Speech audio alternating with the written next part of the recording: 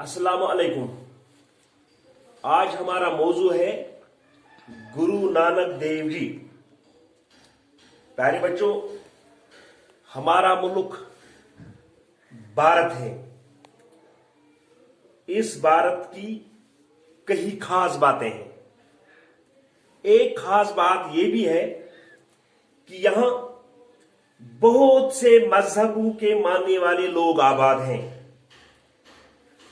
सैकड़ों बरस से वो सब साथ साथ रहते हैं। हर मजहब के कुछ बुजुर्ग बहुत मशहूर हैं। सभी उनका नाम इज्जत से लेते हैं। ऐसे ही एक बुजुर्ग गुरु नानक देव जी है। ठीक है बच्चों, गुरु नानक देव जी की पैदाइश आज से लगभग 600 साल पहले तलोड़ी गांव में हुई थी। आजकल इस गांव को ननकाना साहिब कहते हैं।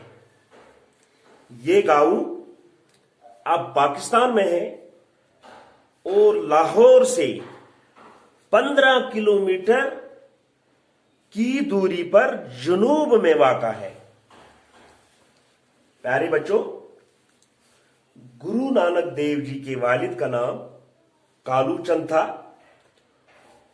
और वो सरकार में गांव का हिसाब किताब लिखने पर मुलाजिम थे। प्यारे बच्चों,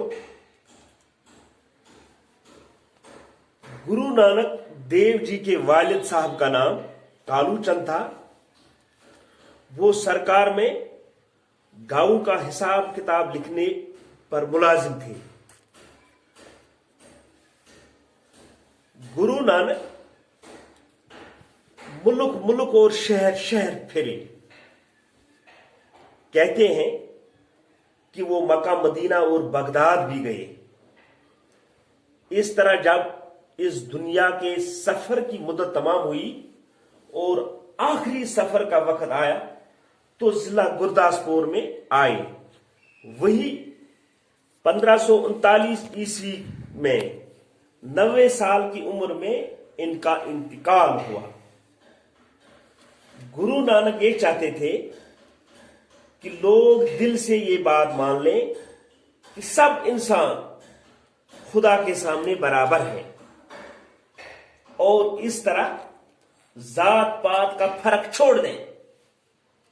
वो कहते थे कि बड़ा वही है जो अच्छे काम करे और दूसरों की खिदमत करे।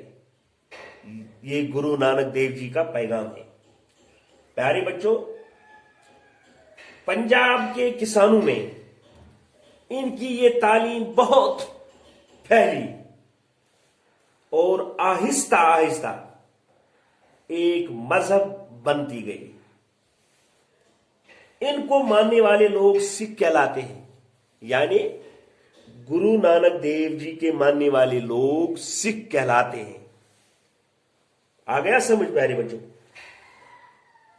गुरु नानक और दूसरे बुजुर्गों की बातें, यानी गुरु नानक सिख मजहब का बानी था और दूसरे मजहब के बुजुर्ग जो थे उनकी बातें एक किताब में जमा की गई। इस किताब का नाम, जो गुरु नानक देव जी की बातें हैं जो एक किताब में जमा की गई है, उस किताब का नाम गुरु ग्रंथ साहिब है।